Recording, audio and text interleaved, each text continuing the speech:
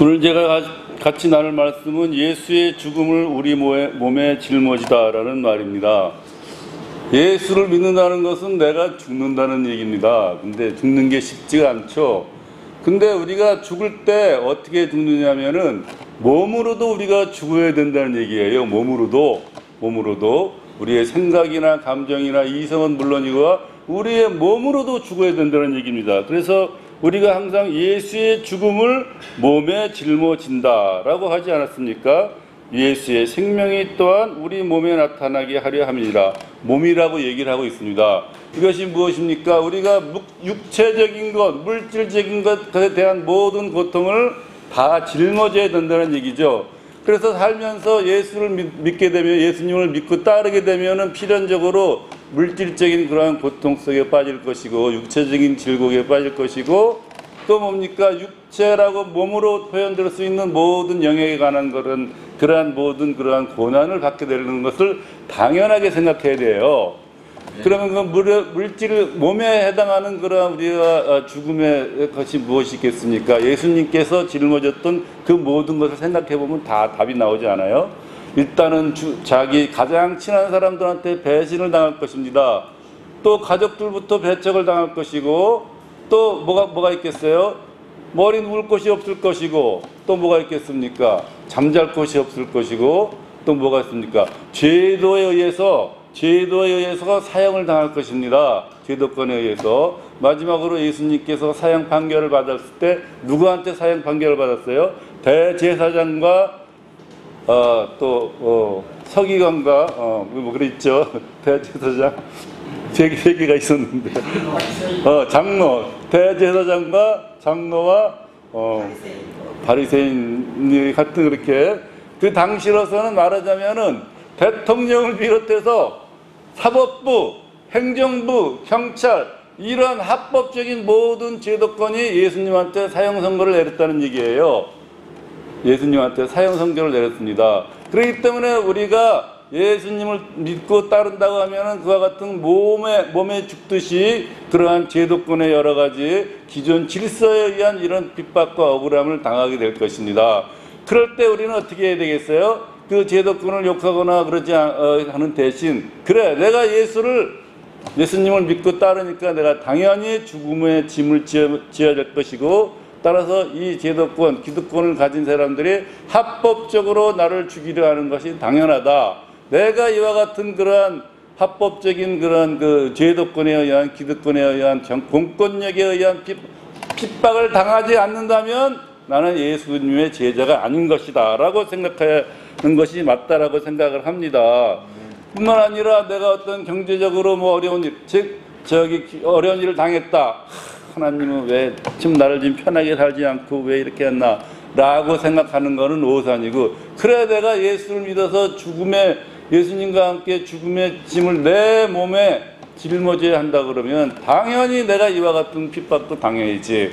제가 제 자신을 돌아보니까 우리 아버지가 땅을 사놓은 거를 어디 보증 섰다가 다 날리고 나서 우리 집안 식구들이 이제 예수님을 믿게 되었더라고요. 그리고 또 곰곰이 생각해 보니까 내가 내 집을 날리고 나서 내가 목사가 되었더라고요. 그리고 그 당시로는 어떻게 우리 아버지는 그렇게 땅을 말이지 한순간에 들어먹었나 라고 원망도 하고 그랬는데 아니 만약에 그 땅이 가지고 있었으면 우리 식구들이 예수를 믿었겠습니까? 그리고 또 제가 이제 여러 가지로 경제적으로 실수도 하고 실패도 하고 말이지 이렇게 해서 그렇지 않았으면 또 목사까지 왔겠습니까? 그래서 그 당시로서는 굉장히 어떻게 나는 돈이 생길 기회가 다 빠져나갔냐라고 원망하고 참 이렇게 한탄하고 그랬는데 아니야. 항상 예수의 죽음을 몸에 짊어진 이것을 보면은 당연한 일이고 오히려 축복받을 일이다라는 그러한 결론을 이루게 되었습니다. 그러면은 우리가 당하고 있는 그런 일생의 살면서 겪는 그러한 죽음의 짐, 죽음을 몸에 짊어질 그 몸에 직접 겪어야 되는 그 모든 것은 뭐 직장에서 승진이 누락되거나 이런 것일 수도 있고 내가 원했던 자리를 꼭 하나님이 내가 원했던 자리가 있었어. 하나님 저 자리 내가 가게 해주세요. 이것은 사람의 생각이지만 하나님은 아니야, 그거 네 자리 아니야. 너는 그거 올라가면 너 죽어. 그래가지고 너 떨어뜨릴 때, 그럴 때 아이고 하나님은 내 기도도 안 들어주시나 라고 생각하는 것은 진짜로 좀 초보적인 생각이고, 내가 당연히 예수의 죽음을 몸에 짊어져야지 라고 기뻐하시기 바랍니다. 그래서 제가 최근에 금년부터 이제 감사운동을 시작하게 됐습니다. 감사운동을 시작했는데, 이 감사운동하는 이 어르신들이 다음 세대를 위한 국민운동을 하자 이래가지고 이제 그래, 내가 어르신들을 잘 모셔야지. 그래서 감사운동을 하게 됐는데, 그러다 보니까 이 감사에 대해서 다시 발견하게 되었어요. 감사. 그래서 15절에 보도 이는 모든 것이 너희를 위함이니 많은 사람의 감사로 말미암아 은혜가 더하여 넘쳐서, 감사로 말미암아 은혜가 더하여 넘친다는 것입니다. 감사로 인하여. 그래서 맞아, 내가 지금까지 살면서 항상 감사하는 대신 불평과 원망과 특히 남과 비교하게 되잖아요. 항상 비교하는 그러한 습관에서 벗어나는 사람은 아무도 없습니다. 항상 비교하면은 이 욕심이 끝도 없기 때문에 인생이, 내가 비교하는 순간 인생은 저절로 불행해지고 인생은 저절로 내 마음은 지옥이 되는 것이죠. 그렇기 때문에 예수님은 예수님은 믿었는데 왜 이거 하나 안 해주나, 이래가 끊임없이 비교하는 순간 여러분의 인생은 끝까지 그와 같이 원망과 불평과 또 부족함과 또 하나님에 대한, 왜 하나님은 나를 축복하지 않는가 하는 그와 같은 굴레에서 절대로 벗어나지 못할 것입니다. 절대로 못 벗어납니다. 그러므로 감사하시는 그런 인생이 되시기 바랍니다. 그래서 이제 무엇을 감사할까? 요새는 모두가 이제 스마트폰을 들고 있으니까, 그전에는 제가 3, 4년 전에 이 노트에다가 감사 노트를 막 썼어요. 그 굉장히 도움이 되더라고요. 노트가 떨어지면 노트 바꿔가지고 몇 개 더 쓰고 이랬는데, 이게 노트를 항상 갖다 다닐 수도 없고 펜도 있어야 되고, 그러다가 좀 중단했어요. 그러다가 이제 금년부터 다시, 맞아, 감사를 내가 회복해야 되겠다 라고 했는데, 요새는 그 스마트폰에 항상 한 줄 감사 올리는 그와 같은 이제 사이트가 있더라고요. 그거 발견해서, 그러면 내가 한 줄 감사, 감사가 거창하고 길고 아주 이렇게 요란뻑적지근해야 될 필요는 없지 않습니까? 한 줄 감사를 써보자. 그래서 요새는 눈만 뜨면은 스마트폰에다가 한 줄 감사를 쓰기 시작하는데, 이게 맨날 한 줄 감사를 쓰다 보니까 아주 시시한 것도 막 쓰는 거예요. 아주 시시한 거. 그러니까 어느 날은 하루에 100가지를 썼더라고, 100가지. 그런데 이제 감사를 맨날 쓰다 보면은 똑같은 거 쓸 수 없잖아요. 건강해서 감사하다, 아니면은 잠 잘 자서 감사하다, 이렇게 이런 거를, 그것도 한두 번 있지. 맨날 그거만 쓰면 지루하거든요. 그러니까 또 감사할 게 뭐 없을까라고 생각을 이제 빙빙 돌리다 보니까 공기가 있어서 감사하다, 이런 것도 하다 보면, 근데 또 좀 있으면 또 그게 또 미천이 떨어지잖아요. 그런데 이제 또 이게 올해는 특히 굉장히 더운데 에어컨이 딱 나오니까 시원하지 않습니까? 에어컨 참 감사하다. 근데 오늘도 에어컨 감사하고 내일도 에어컨 감사하고, 그것도 좀 지루하단 말이에요.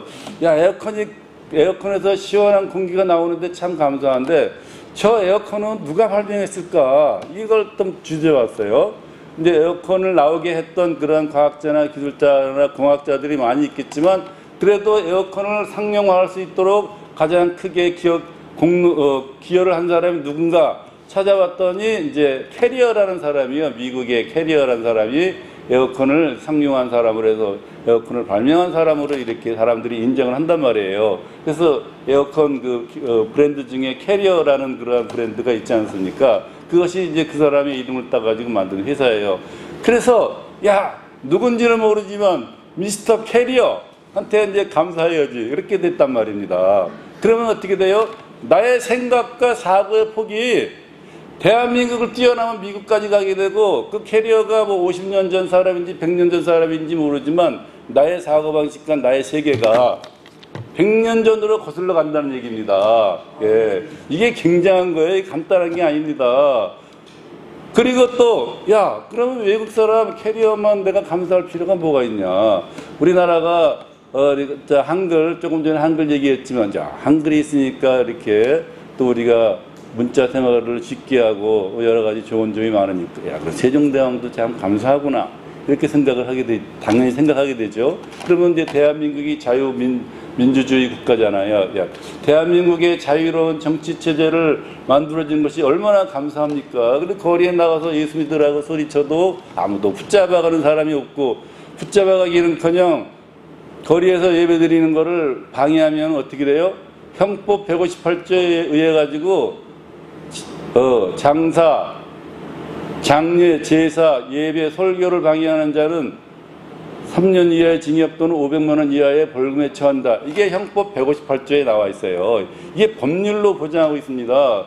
그래서 제가 거리에서 예배드릴 때 경찰이 오면은 막 야단치고 형법 158조 아냐고, 니들이 왜 예배를 방해하느냐 막 소리치고, 지난번에도 와서 이제 그 예배 드리는 친구 중에 한 친구가 이상한 친구가 있어서